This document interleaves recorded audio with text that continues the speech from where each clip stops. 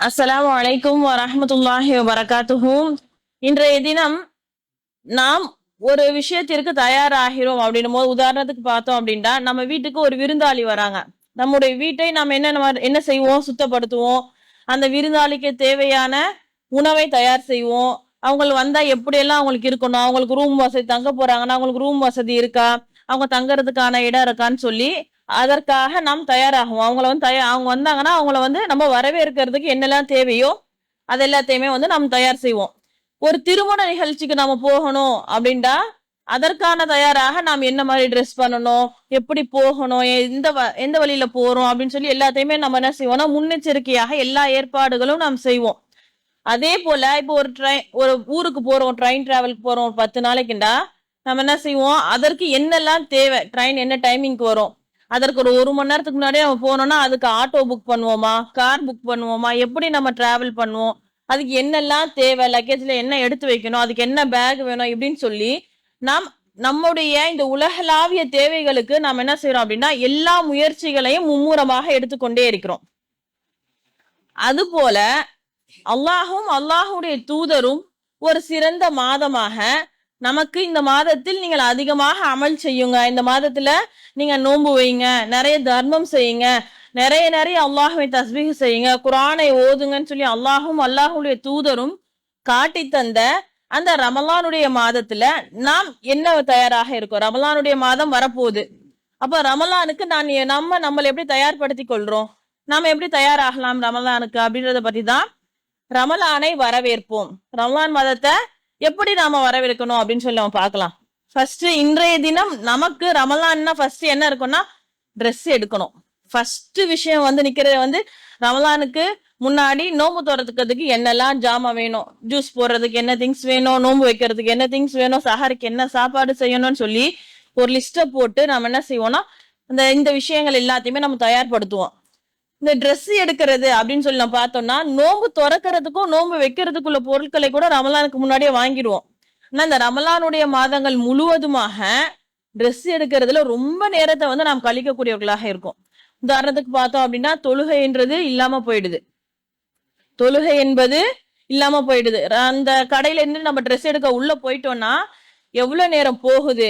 ஒரு ட்ரெஸ் எடுக்கிற கடைக்குள்ள போய் ஒருத்தருக்கு ட்ரெஸ் எடுக்க 1 மணி நேரம் 2 மணி நேரம் ஒரு நாளைக்கு. அதுல அசருடைய வக்து வருதா, மகரிபுடைய வக்து வருதா, இஷாவுடைய வக்து வருதா, எதுவுமே நம்ம கவனிக்கிறது கிடையாது. அந்த வக்துல நம்ம பாங் சொல்லப்படும் போது நம்ம தொழுகணும் அப்படின்றதையும் விட்டுடுறோம்.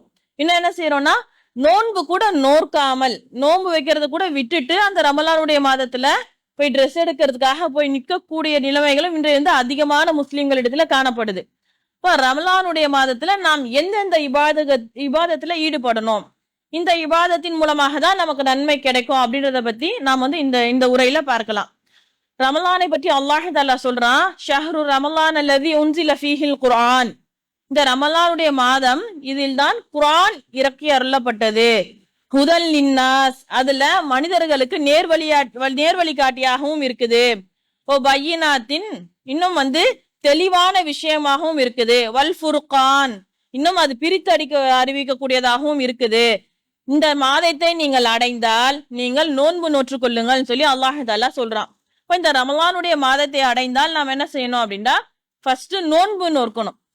இன்று நோன்பு வைக்கிற விஷயங்கள் சொல்லி எடுத்துட்டோம்னா எல்லாருமே நோன்பு வைக்கிறது ஆர்வமா சின்ன பிள்ளையில இருந்து எல்லாருமே என்ன செஞ்சிடும், நோன்புக்கு ரொம்ப முக்கியத்துவம் கொடுத்து இன்ட்ரெஸ்டா வைக்கக்கூடிய சூழ்நிலை தான் இன்றைய தினம் இருக்கிறோம். ஆனா ஒரு மனிதனுக்கு அவன் அல்லாஹுவை ஏற்றுக்கொண்டான் அப்படின்டா ஃபர்ஸ்ட் அவனுக்கு எது கடமையாகுதுன்னா வகீமுஸ் ஸலா, தொழுகை தான் கடமையாகுது. நாம் நோன்பு நோற்போம், ஆனா சரிவர தொழுகைகள்ல ஈடுபடாம விட்டுடுறோம். என்ன செய்யறோம், சஹருக்கான வேலை செய்யணும்னு சொல்றதுக்காக இஷாவுடைய தொழுகையில பாரம்பரியமாக இருந்துடுறோம். ஃபஜர்ல பார்த்தோம் அப்படின்னா சஹர் எந்திரிச்சு சாப்பிட்டுருவோம். பாங்க சொல்லதான் டைம் இருக்குல்ல, சஹருடைய நேரத்துக்கு எந்திரிச்சு நான் சாப்பாடை சாப்பிட்டேன், எனக்கு டைம் இருக்கு, கொஞ்ச நேரம் தூங்கி தூங்கிடுவோம், அந்த சுபுகுடைய நேரம் அப்படியே போயிடும். இப்படி நாம் அந்த தொழுகையில பாராமுகமாக இருக்கிறோம். இன்ஷா அல்லாஹ் நம்ம மாற்றிக்கொண்டு வரக்கூடிய ரமலான்ல ஃபர்ஸ்ட் ப்ரிஃபரன்ஸ் நம்ம தொழுகைக்கு தான் வைக்கணும். தொழுகையை கரெக்டா நம்ம தொழுதுடணும். 5 வேளை தொழுகையில எந்த ஒரு விதமான குறைபாடும் விடக்கூடாது. 5 வேளை தொழுகையை நான் கரெக்டா தொழுதுடணும்ன்ற அந்த நியத்தை நாம் ஏற்படுத்தி கொள்ளணும்.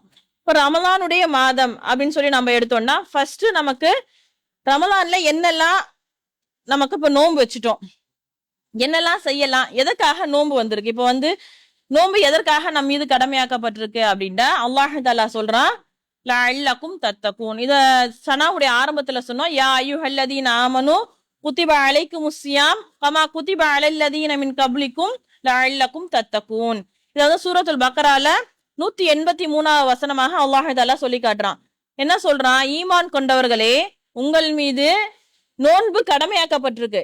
எந்த மாதிரி நோன்பு கடமையாக்கப்பட்டிருக்குன்னா, இதற்கு முன்னாடி சென்ற மக்களுக்கு எப்படி நோன்பு கடமையாக்கப்பட்டதோ அது போன்றே உங்களுக்கும் நோன்பு கடமையாக்கப்பட்டிருக்கு.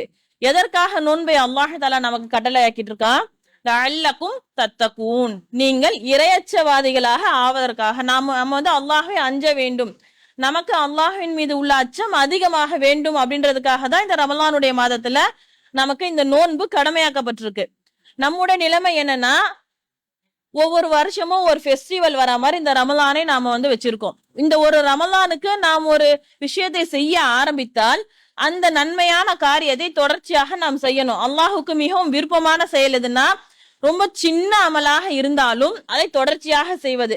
ரமலானுடைய மாதம் வந்தா மட்டும்தான் குரானை எடுத்து கீழே வச்சு ஒரு மாசத்துல ஃபுல்லா அந்த குரானை முடிப்போம், உட்காந்து ஓதுவோம், தஸ்பீஹ் செய்வோம், துஆ செய்வோம். இப்படி எல்லா விஷயங்களையும் நாம் வந்து ரமலானுடைய மாசத்துல செய்வோம். ஆனா அந்த ரமலான் முடிஞ்ச அடுத்த நாளே அது எல்லாத்தையுமே எடுத்து ஓரம் கட்டிட்டு திரும்பி பழைய மாதிரி ஆயிடும் நம்ம வாழ்க்கை.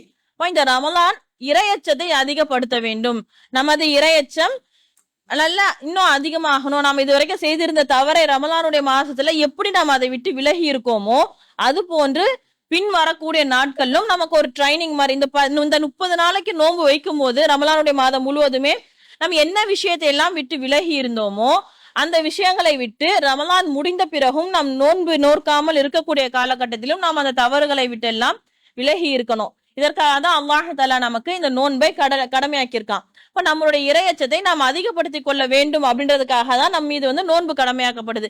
நாம பசித்திருப்பதாலோ தாகித்திருப்பதாலோ அல்லாஹ்வுக்கு எந்த ஒரு பயனும் கிடையாது. அதற்கான கூலி முழுவதும் நமக்கு தான் வரப்போகுது. இப்போ நபி ஸல்லல்லாஹு அலைஹி வஸல்லம் அவங்க சொல்றாங்க, அமல இப்னு ஆதம் லஹு இல்ல சியாம். ஒரு மனிதனுடைய இப்னு ஆதம்னா ஆதமுடைய மகனுடைய செயல்கள் அனைத்துமே அவனுக்குரியதுதான். அவன் செய்யக்கூடிய அனைத்து அமல்களும் அவனுக்குரியது. இல்ல சியாம், நோன்பை தவிரன்றாங்க. ஏன் நோன்பை தவிர அப்படின்றாங்கன்னா, அல்லாஹ் தஆலா வந்து இன்னஹு லீ, அல்லாஹ் சொல்றானா ஃபைன்னஹு லீ, நிச்சயமாக நோன்பு என்பது எனக்குரியது, அவன் எனக்காக நோன்பு நோக்கிறான், அது அல்லாத மற்ற அனைத்து காரியங்களும் அவனுக்கானது அப்படின்னு சொல்றாங்க. அதுக்கப்புறம் வஅன அஜ்ரி பிஹி, நான் தான் அதற்கு கூலி அளிக்கிறேன். உதாரணத்துக்கு பார்த்தோம் அப்படின்னா, இன்றைய தினம் நாம் செய்யக்கூடிய அதிகமான அமல்களுக்கு இதுக்கு இந்த நன்மைகள் இருக்குன்னு சொல்லி ரசூலுல்லாஹ் வந்து நமக்கு காட்டி கொடுத்துட்டாங்க. ஆனா இந்த நோன்பை பற்றி சொல்லும் போது இந்த நோன்புக்கான கூலியை அல்லாஹ் தன்னிடம் வச்சிருக்கான், நான் தான் அதற்கான கூலியை தருவேன்னு சொல்லி அல்லாஹ் தஆலா சொல்லி காட்டுறதாக நபி ஸல்லல்லாஹு அலைஹி வஸல்லம் அவங்க சொல்றாங்க. இன்னும் என்ன சொல்றாங்கன்னா, வசியாமு ஜுன்னத்துன், நிச்சயமாக இந்த நோன்பானது ஒரு கேடயமாகும். நோன்பாளியாக இருக்கக்கூடிய ஒரு மனிதர் தீமையான விஷயத்தை பேச வேண்டாம், கூச்சலிட்டு பேச வேண்டாம் அப்படின்றாங்க. இன்னும் அதை தொடர்ந்து அப்படியே சொல்றாங்க, ஒரு மனிதர் உங்களிடம் வந்து உங்க திட்டுனாலோ அல்லது உங்களிடம் சண்டை போட்டால் நீங்க சொல்லுங்க, இன்னி சாயிமுன், நிச்சயமாக நான் நோன்பாளியாக இருக்கிறேன், நீ என்கிட்ட சண்டை போடாதப்பான்னு சொல்லி அவர்களை விட்டு விலகி போங்க. நோன்பு வைத்து கொண்டு அவன் பேசுறதுக்கு பதில் பேச்சு பேசிக்கிட்டு சண்டை போட்டு நிக்காதீங்க அப்படின்னு சொல்லி ரசூலுல்லாஹ் சொல்றாங்க. அதுக்கப்புறம் சொல்றாங்க, வல்லதி நஃப்சி பியதிஹி, என்னுடைய ஆத்மா எவன் கைவசம் இருக்கிறதோ அவன் மீது சத்தியமாக, நிச்சயமாக இந்த ஒரு நோன்பாளியுடைய வாயில் வரக்கூடிய அந்த வாசனையானது அல்லாஹ்விடத்தில கஸ்தூரியை விட மனமானதாக இருக்கும். நம்ம வந்து நோன்பு வச்சுக்கிட்டு சாப்பிடாம இருக்கும்போது வாயில இருந்து ஒரு ஸ்மெல் வரும். அந்த ஸ்மெல்ல வந்து ரசூலுல்லாஹ் எப்படி சொல்றாங்க, ரீஹில் மிஸ்க் அப்படின்றாங்க, கஸ்தூரிய மனத்தை போன்று வாசமானதாக இருக்குது அப்படின்றாங்க. இன்னும் சொல்றாங்க, நோன்பாளியாக இருக்கக்கூடியவனுக்கு 2 நன்மைகளை வந்து நமக்கு கொடுக்கறதாக நபி ஸல்லல்லாஹு அலைஹி வஸல்லம் அவங்க சொல்றாங்க. என்னன்னா, இதா அஃப்தர ஃபரிஹலி ஃபித்ரிஹி, அந்த மனிதன் நோன்பை திறக்கும் போது அந்த நோன்பு திறப்பதன் மூலமாக அவன் சந்தோஷம் அடைகிறான்.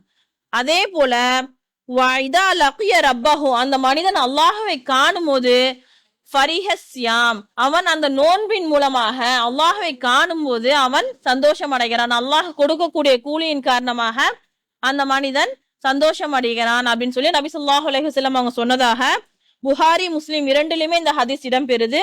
இந்த ஹதீஸை வந்து அபு ஹுரைரா ரலியல்லாஹு அன்ஹு அவர்கள் அறிவிக்கிறார்கள். அப்போ நாம் இன்றைய தினம் நோன்பு நோற்பதன் மூலமாக என்னெல்லாம் நமக்கு எவ்வளவு பெனிஃபிட்ட சொல்றாங்கன்னா, நீங்க வந்து தீமையான விஷயத்தை பேசாதீங்க. நோன்பு நோற்று விட்டீர்களா, நீங்கள் தீமையான விஷயத்தை விட்டு விலகி கொள்ளுங்க. உங்ககிட்ட வந்து சண்டை போட வீண் வம்புக்கு சண்டைக்கு வராங்க அப்படின்டா கூட நீங்க என்ன செஞ்சிருங்க, நான் நோன்பாளியாக இருக்கேன்ப்பா, என்கிட்ட சண்டை போடாத அப்படின்னு சொல்லி அவரை விட்டு விலகி விடுங்கள். நீங்க அந்த விஷயங்கள் எல்லாம் சரியாக பின்பற்றக்கூடியவர்களாக இருங்க அப்படின்னு சொல்லி சொல்றாங்க. இன்னொரு இடத்துல நபி ஸல்லல்லாஹு அலைஹி வஸல்லம் சொல்றாங்க, யார் வந்து தீமையான விஷயத்தையும் அந்த தீமையான பொய்யான பேச்சுக்களையும் பொய்யான விஷயங்களையும் விட்டு விலகாம இருக்கிறாங்களோ அவர்கள் பசித்திருந்தும் தாகித்திருந்தும் அல்லாஹுக்கு எந்த ஒரு பயனும் கிடையாது. இப்போ நாம் நோன்பு வைக்கும் போது தீமையான விஷயங்களை விட்டு நம்மை விலக்கி கொள்ளக்கூடியவர்களாக இருக்கணும். இன்னும் அந்த விஷயங்களை நம்ம கூட ஒருத்தர் வந்து உட்கார்ந்துட்டு இருக்காரு, அவங்க நோன்பாளியாக இருக்கும் போது ஏதாச்சும் ஒரு தீமையான விஷயத்த செஞ்சுட்டு இருக்காங்கன்னா அவர்களை விட்டு விலகக்கூடியவர்களாக இருக்கணும். நான் மட்டும் கரெக்டா இருந்துட்டா போதும், எனக்கு அருகில் இருக்கக்கூடியவர்கள் எப்படி இருந்தா எனக்கு என்னன்னு சொல்லி நாம இல்லாம அதையும் வந்து விட்டு தவிர்க்கக்கூடியவங்களாக இருக்கணும். ஏன்னா நம்ம மீது எத்தி வைப்பதும் கடமை.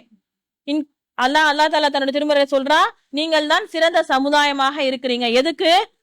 நீங்க தஅமுரூன பில் மஅரூஃப் வ தன்ஹவுன அனில் முன்கர், நீங்கள் நன்மையை ஏவுகிறீர்கள், தீமையை விட்டு தடுக்கிறீர்கள், அதனால நீங்க சிறந்த சமுதாயமாக இருக்கிறீர்கள் அப்படின்னு சொல்லி சொல்றாங்க. இப்போ இன்ஷா அல்லாஹ் நாம் நோன்பு நோற்று நாம மட்டும், இப்போ நம்ம வீட்டுல நான் வந்து நோன்பு நோற்றிருக்கேன், நான் வந்து டிவி பார்க்க மாட்டேன், தேவையில்லாத பாடல்களை முணுமுணுக்க மாட்டேன் இப்படின்னு சொல்லி நாம ஒரு முயற்சி எடுத்து நாம் அதை பின்பற்றி கொண்டு இருக்கும் போது நம்மளுடைய சகோதரனோ அல்லது நமக்கு உறவினரோ நமக்கு தெரிந்தவர்களோ நமக்கு அருகில இதை செஞ்சுக்கிட்டு இருந்தாங்கன்னா அவங்களை விட்டு இதை செய்யாதீங்கப்பா, நோன்பு நோட்டு இருந்தா இதை விட்டு எல்லாம் விலகி இருக்கணும்னு சொல்லி அவர்களை தடுக்கக்கூடியவர்களாக நாம வந்து மாறணும். இப்ப இந்த நோன்பு நோற்பது அப்படின்னு சொல்லி பார்த்தோம்னா நபி ஸல்லல்லாஹு அலைஹி வஸல்லம் சொல்றாங்க, ரமலானுடைய மாசத்தை வந்து மிகவும் சிறப்பித்து ரசூலா வந்து என்ன சொல்றாங்கன்னா, ரமலானுடைய மாதம் வந்து விட்டால் சொர்க்கத்துடைய கதவுகள் திறக்கப்படுது, நரகத்துடைய கதவுகள் பூட்டப்படுது, ஷைத்தான் கட்டுவிக்கப்படுகிறான் அப்படின்னு சொல்லி சொல்றாங்க. எப்படி சொல்றாங்க? இதா ஜா ரமலான், ரமலானுடைய மாதம் வந்து விட்டால் ஃபுதிஹத் அபுவாபுல் ஜன்னா, சொர்க்கத்துடைய வாசல்கள் திறக்கப்படுகிறது, வ குல்லிகத் அபுவாபுன் நார், இன்னும் நரகத்துடைய வாசல்கள் மூடப்படுது, இன்னும் வ சுஃபிதத் ஷயாத்வீன், ஷைத்தான்கள் கட்டப்படுகிறார்கள். இதுவும் வந்து புகாரி முஸ்லிம் இரண்டிலுமே இடம்பெறக்கூடிய ஹதீஸாக தான் இருக்கிறது. இது புகாரில வந்து இடம்பெறக்கூடிய ஒரு ஹதீஸ்ல வந்து 1898 ஹதீஸாக இடம்பெறுது. இதை வந்து அபு ஹுரைரா ரலியல்லாஹு அன்ஹு அவர்கள் அறிவிக்கிறாங்க.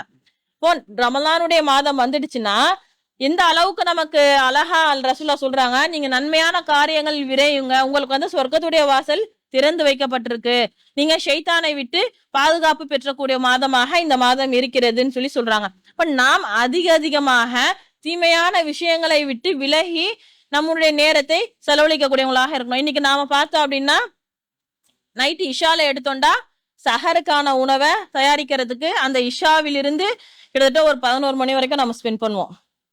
ஸ்பெண்ட் பண்ணிட்டு இஷாவை தொழுவோம், அதோட படுத்துருவோம். ஆனா அந்த இரவு தொழுகையை நம்மளால எழுந்து தொழ முடியாது. காலை சஹருக்கு எந்திக்கிறதே ரொம்ப சிரமமா இருக்கும். காலையில எழுந்திருப்போம், ஃபஜரை தொழுவோம், கொஞ்ச நேரம் குர்ஆன் ஓதுவோம், அதுக்கப்புறம் கொஞ்சம் படுத்து எழுந்து லொஹருடைய நேரத்துல எழுந்தோம்னு நினைச்சுங்களேன், நோன்பு திறக்கிறதுக்கு என்னெல்லாம் செய்யணும், நோன்பு திறக்கிறதுக்கு ஜூஸ் போடணும், இது செய்யணும்னு சொல்லி அந்த நேரம் ஃபுல்லா அப்படியே நமக்கு கிச்சன்ல ஃபுல்லா வேலை இருந்துகிட்டே இருக்கும். அந்த வேலை நமக்கு முக்கியம்தான். நோன்பு திறக்கிறதுக்கு தயாராவதும் ரசூல்லா வந்து வழிகாட்டிய விஷயம்தான்.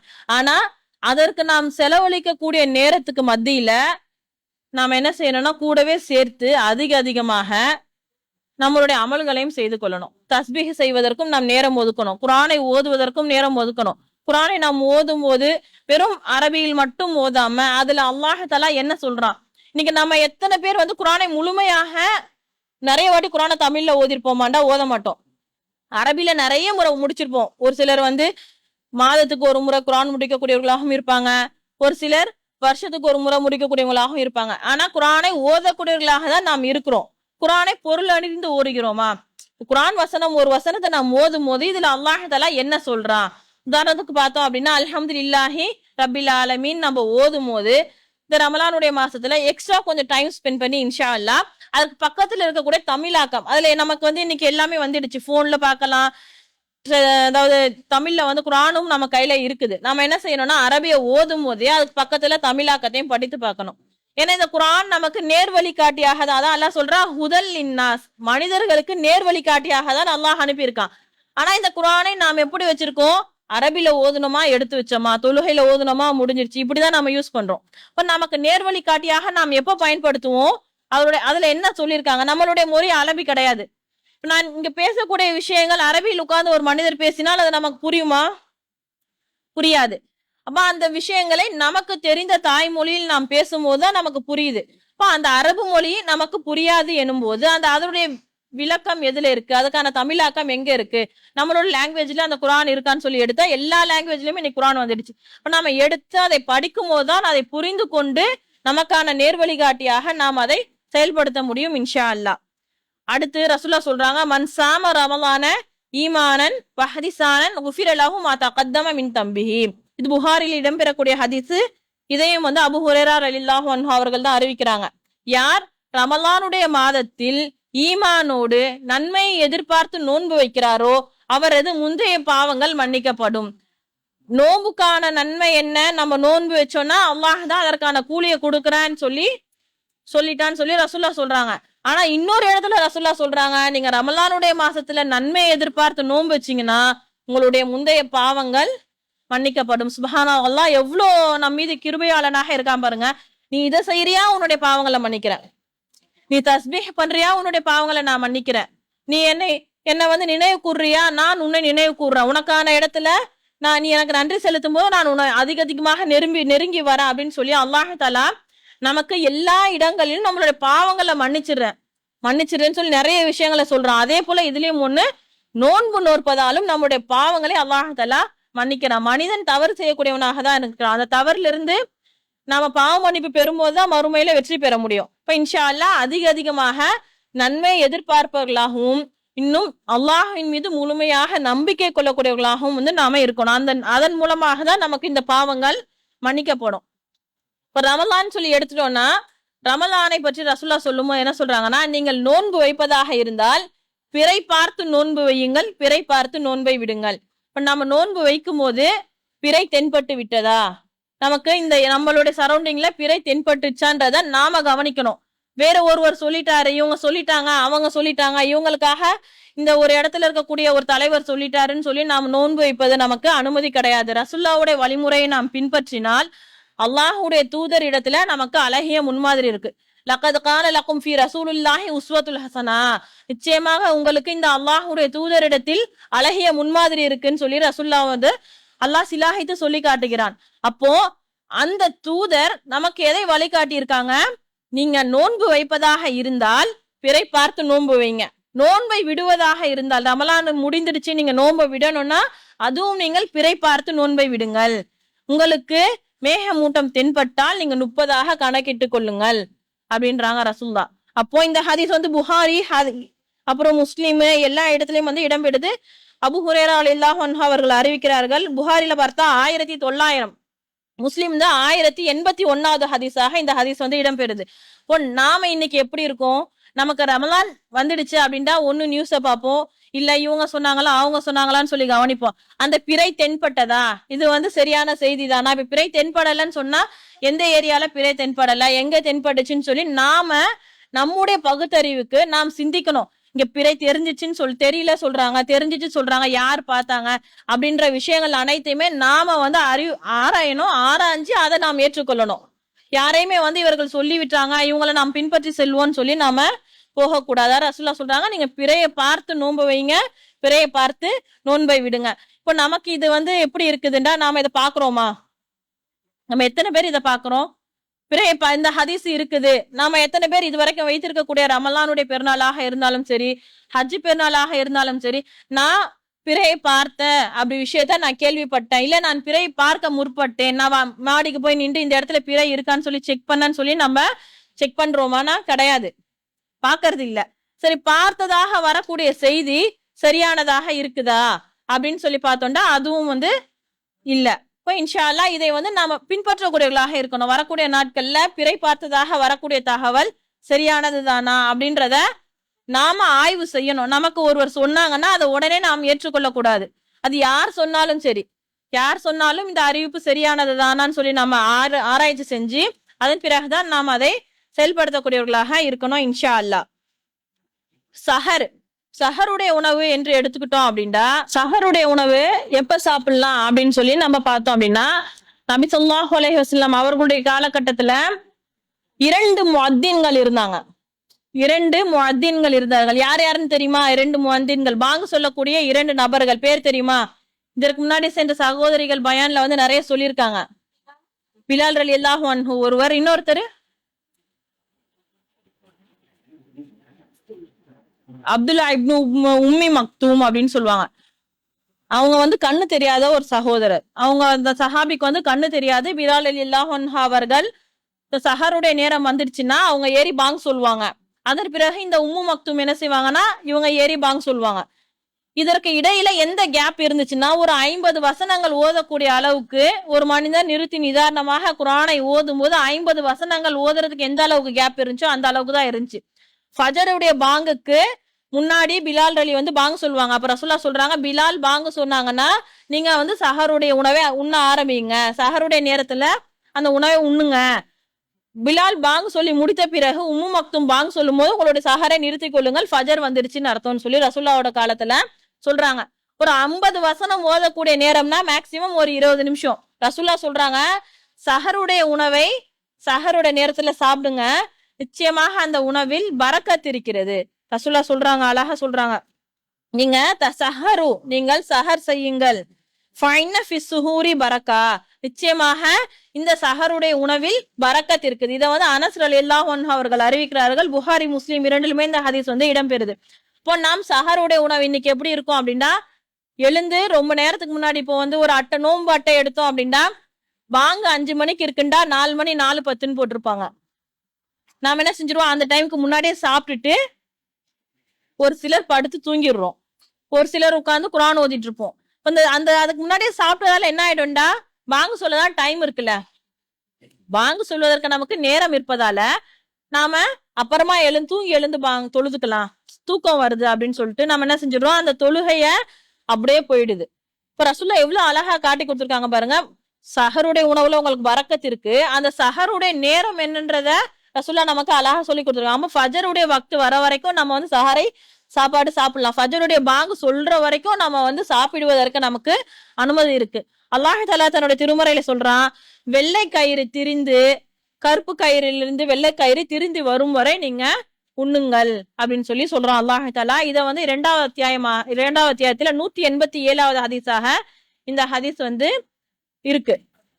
அதே போல ரசூலுல்லாஹி ஸல்லல்லாஹு அலைஹி வஸல்லம் அவர்கள் சொல்றாங்க, நமக்கும் நம் முன் சென்ற மனிதர்கள் இருக்காங்களா, அவங்களுக்கும் அல்லாஹ் நோன்பு கடமையாக்குனதாக சொல்றான்ல, இவர்களுக்கும் இடையே உள்ள வித்தியாசமே என்னன்னு சொல்றாங்கன்னா இந்த சஹருடைய உணவு தான் அப்படின்னு சொல்லி சொல்றாங்க. எப்படி சொல்றாங்கன்னா, ஃபலுலு மா பைனனா மா பைன சியாமினா வ பைன, அவங்களுக்கும் நமக்கும் இருக்க வித்தியாசம், வ சியாமு அஹ்லில் கிதாப், இந்த வேதம் கொடுக்கப்பட்டவர்களுக்கும் இடையே இருக்கக்கூடிய வித்தியாசம், அக்லத்து சஹர், இந்த சஹருடைய உணவை சாப்பிடுவதில் தான் வித்தியாசம் இருக்குது அப்படின்னு சொல்லி ரசூலுல்லாஹி ஸல்லல்லாஹு அலைஹி வஸல்லம் அவங்க சொன்னதாக அம்ர் இப்னு ஆஸ் ரலியல்லாஹு அன்ஹு அவர்கள் அறிவிக்கிறாங்க. இப்போ நாம் இந்த சஹருடைய உணவை அதோடைய நேரத்துல ஃபஜருக்கு கொஞ்ச நேரத்துக்கு முன்னாடி நம்ம வந்து அதை சாப்பிட ஆரம்பிக்கக்கூடியவர்களாக இருக்கணும். ரொம்ப சீக்கிரமா எழுந்து சாப்பிட்டுட்டு 4 மணிக்கெல்லாம் ஃபஜருடைய நேரம் வந்துடுச்சுன்னு சொல்லி நிய்யத் வச்சுட்டு படுத்துடுறதோ இல்ல அந்த நேரத்துல எதுவும் சாப்பிடாம இருக்கிறதோ வந்து நமக்கு இது கிடையாது. நமக்கு ஃபஜருடைய நேரம் வரும் வரைக்கும் நமக்கு சாப்பிடுறதுக்கு அனுமதி இருக்கு. நாம அனுமதி அளிக்கப்பட்ட ஒரு விஷயத்தை நம்மை நாமே தடுத்து கொள்வதற்கு நமக்கு அனுமதி கிடையாது. இந்த அட்டையில போட்டிருக்காங்க, இதுல போட்டிருக்காங்க, அது எந்த ஒரு விஷயமே நாம் பின்பற்றக்கூடாது. பாங்கு சொல்றது நம்மளுடைய காதுல நாம் கேட்கும் வரை நாம என்ன செய்யலாம், ஃபஜருடைய வக்து வரல, பாங்கு சொல்ற டைம் இதுதான் சொல்லி நமக்கு தெரியும் போது பாங்கு சொல்றதை கேட்டாதான் நம்ம சாப்பிடுறத நிறுத்தணும். அதற்கு முன்னாடி நிறுத்துவதற்கு நமக்கு தேவையில்லாத ஒரு விஷயம்தான்.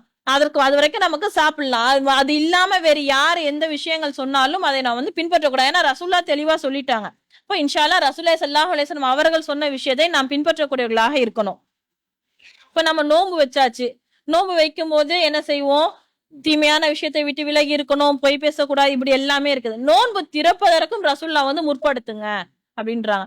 நீங்க எப்படி நோன்பு வைப்பதை முற்படுத்தி நம்ம ஃபஜ்ருடைய நேரம் வரைக்கும் சாப்பிடுங்கன்னு சொல்லி நமக்கு அனுமதி கொடுக்குறாங்களோ, அதே போல நோன்பு திறப்பதரையும் ரசூலுல்லாஹி ஸல்லல்லாஹு அலைஹி வஸல்லம் அவங்க வந்து நீங்க அதற்கு ஆர்வம் காட்டுங்கன்றதையும் வழிகாட்டி தராங்க.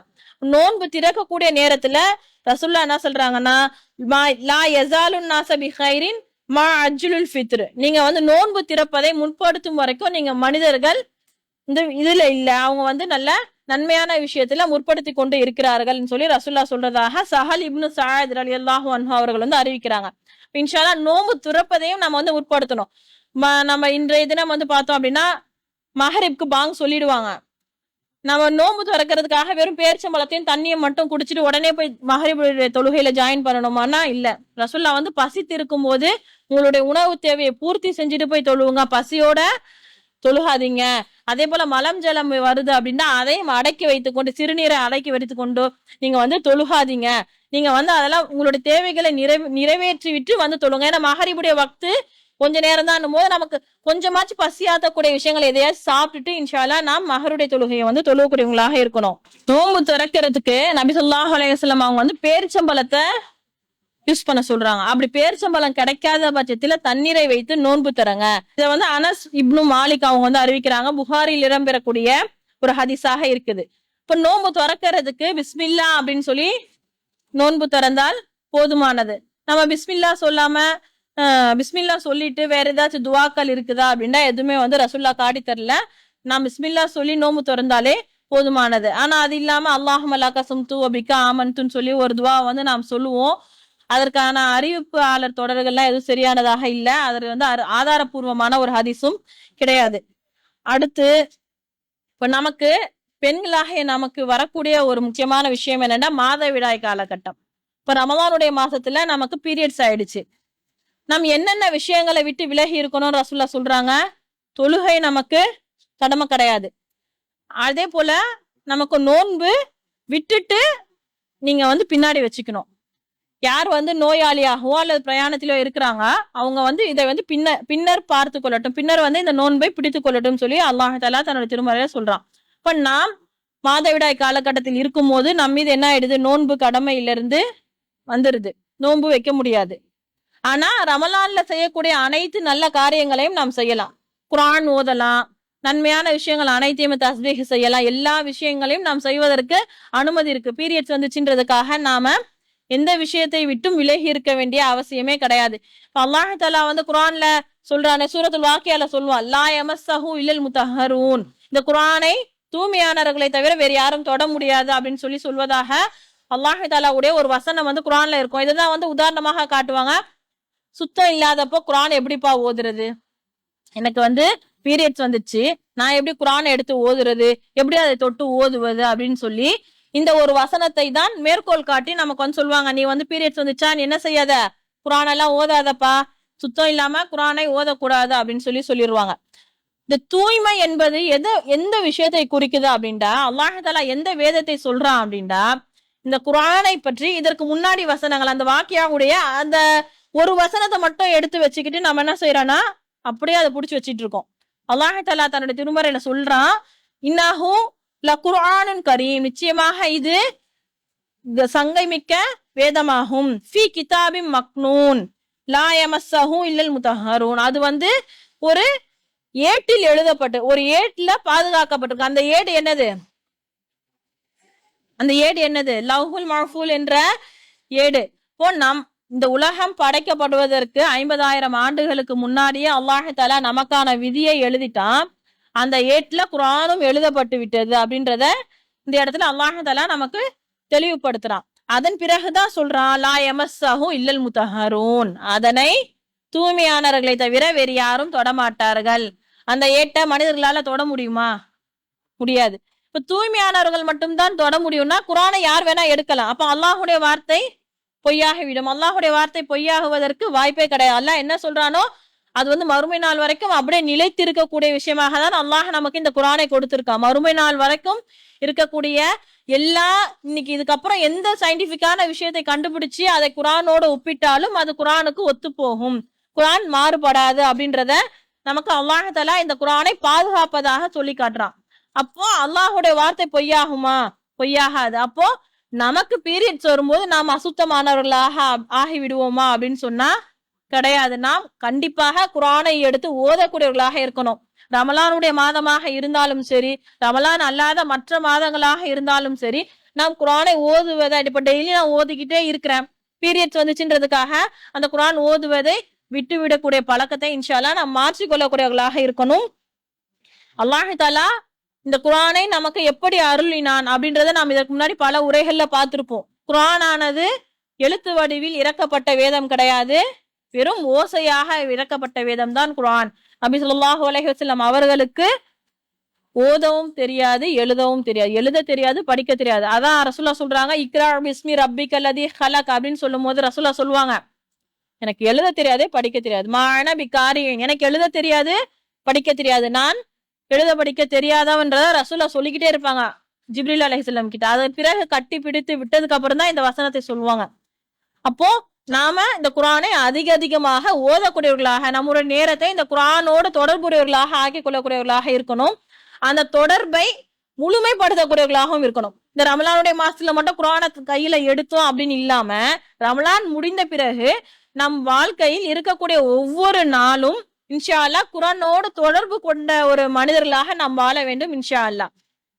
இப்படி நம்ம ரமலானுடைய மாசத்துல நோன்பை விட்டுடுறோம், இந்த நோன்பை நம்ம திருப்பி வைக்கணுமா? நமக்கு ஒரு கேள்வி வரும், ரமலானுடைய மாசத்துல நாம நோன்பை விடும்போது திருப்பி வைக்கணுமா அப்படின்னா கண்டிப்பா இந்த ரமலானுடைய மாசத்துல விடுபட்ட நோன்புகளை திருப்பி வைக்க வேண்டியவர்களாக தான் இருக்கும். அல்லாஹுக்கு இது நாம் செய்ய வேண்டிய ஒரு கடன். இந்த கடனை நாம் திரும்ப செய்யணும். எப்போ செய்யலாம்? அடுத்த வருடம் வருவதற்குள்ளாகவோ இல்ல அதற்கப்புறம் நமக்கு எப்போ டைம் கிடைக்குதோ அதுக்குள்ள அந்த நோன்புகளை சில நாம் வச்சிடணும். நாம் என்ன செய்யறோம்னா, இது வரைக்கும் எத்தனையோ நோன்பை விட்டுருப்பா, திருப்பி வைக்கிறோமாண்டா அதுல அலட்சியம் காட்டக்கூடியவர்களாக இருக்கிறோம்.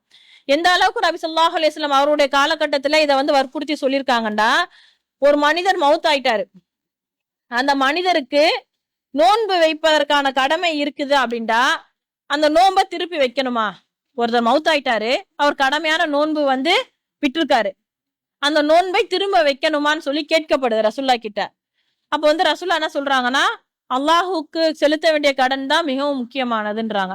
இப்போ நம்மளுடைய பெற்றோரோ அல்லது நமது உறவினரோ மௌத்தாயிட்டாங்க, அவங்களுக்கு பொறுப்பாளியாக நாம் இருக்கிறோம் போது, ஒருத்தர் மௌத்தாயிட்டாருன்னா அவரோட சொத்தை பங்கு பிரிக்கிறதுக்கு எந்த அளவுக்கு நாம் மும்முரம் காட்டுறோமோ, இவர் சொத்துல இருந்து எனக்கு என்ன பங்கு வரும், என்னோட தந்தை மௌத்தா போயிட்டாருன்னா அந்த தந்தையுடைய சொத்துல இருந்து எனக்கு என்ன பங்கு வரும்னு சொல்லி நம்ம பேசுவோம்.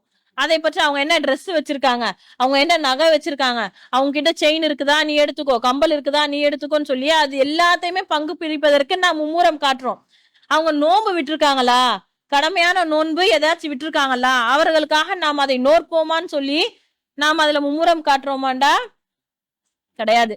என் அம்மா மௌத்தா போயிட்டாங்க, அவங்களுக்காக நான் சதக்கா செய்யறேன், அவங்க ஹஜ் செய்யணும்னு நேர்ச்சி செஞ்சிருந்தாங்க, அவங்களுக்காக ஹஜ் செய்வோம், இப்படி எல்லாம் பேசக்கூடிய மக்கள் இருக்கிறாங்க. ஆனா நோன்பு என்னோட அம்மா நோன்பு விட்டுருப்பாங்க, அந்த நோன்பு எத்தனை நோன்பு விட்டுருக்காங்கன்னு சொல்லி எனக்கு தெரியுமா, நம்ம நோன்பு வைக்கணுமா அப்படின்னு சொல்லி சிந்திக்கக்கூடிய மக்கள் இன்று கிடையாது. இப்ப இன்ஷா அல்லாஹ் இதை நாம் நம்மளுடைய வாழ்நாள கொண்டு வரணும். நம்மளோட உறவினர் ஒருத்தர் மௌத்தா போயிட்டாங்க, அவங்களுடைய பொறுப்பாளியாக நாம் வருவோம், நம்மளுடைய உம்மாவோ வாப்பாவோ அப்படின்னு இருக்கும்போது நாம் அந்த நோன்பை பிடிப்பதற்கு தகுதியுடையவர்களாக இருக்கும். என்னோட தந்தைக்காக தாய்க்காக நான் இந்த நோன்பை நோக்கிறேன், அவர்களுடைய கடமையான நோன்பை நான் நோக்கிறேன்ற எண்ணத்துல நாம் அவர்களுக்கு நோன்பு வைக்கக்கூடியவர்களாக இருக்கணும். இதற்கான கூலியை அவர்களுக்கு இன்ஷா அல்லாஹ் கிடைக்கும். ஆயிஷா ரலியல்லாஹு அன்ஹா அவர்களும் இந்த ஹதீஸ் அறிவிக்கிறாங்க எப்படின்னா, நோன்பு கடமையானவராக ஒருத்தர் மரணித்தாங்கன்னா அவர்களுடைய பொறுப்பாலே அந்த நோன்பை பிடித்துக் கொள்ளட்டும். இது புகாரில 1952வது ஹதீஸாக பதிவு செய்யப்படுது. இப்போ இன்ஷா அல்லாஹ் இதையும் நாம செய்யணும்.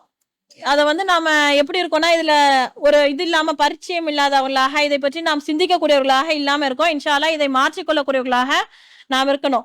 இன்னும் ரமலானுடைய மாதம் சொல்லி எடுத்தோம் அப்படின்னா, நமக்கு நோன்பு முறியக்கூடிய காரியங்கள் சாப்பிடுறது, தண்ணீர் குடிப்பது, இல்லறத்தில் ஈடுபடுவது, இந்த 3 விஷயங்கள்ல ஒரு மனிதனுடைய நோன்பு முறிந்து விடுகிறதுன்னு சொல்லி நமக்கு தெரியும். ஆனா ஒரு மனிதன் மறதியாக சாப்பிட்டு விட்டான், ஒரு மனிதனுக்கு ஞாபகமே இல்லை ஆனா சாப்பிட்டுட்டாங்க, இப்ப அவங்களுடைய நோன்பு முறியுமா அப்படின்டா நோன்பு முறிய வாய்ப்புகள் இல்லை. ஏன்னா ரசூலுல்லாஹி ஸல்லல்லாஹு அலைஹி வஸல்லம் சொல்றாங்க, யார் மறதியாக உண்டு விட்டாரோ அல்லது பரகி விட்டாலோ அவருக்கு திரும்பவும் நோன்பு வச்சுட்டோம் அப்படின்ற நினைவு வரும்போது அதை விட்டு விலகி கொள்ளட்டும். ஏன்னா யார் மறதியாக சாப்பிட்டாரோ அவருக்கு அல்லாஹ் தான் உணவளித்தான், அல்லாஹ் தான் நீர் புகட்டினான் அப்படின்னு சொல்றாங்க. இன்ஷா அல்லாஹ் வரக்கூடிய ரமலானுடைய மாசத்துல நாம் அதிகமாக குர்ஆனோடு தொடர்பு கொண்டவர்களாக நம்ம ஏற்படுத்தி கொண்டு அதிகமான நல்ல அமல்களை செய்து அந்த அமல்களை முழுமையாக நம் வாழ்வில் செயல்படுத்தக்கூடிய ஒரு வாய்ப்பை வல்ல ரஹ்மான் நமக்கு தருவானாக என்று கூறி என இந்த உரையை நிறைவு செய்கிறேன். வாஹிரு தாவானா அல்ஹம்துலில்லாஹி ரபில் ஆலமீன். அஸ்ஸலாமு அலைக்கும் வரஹ்மத்துல்லாஹி வபரகாத்துஹு.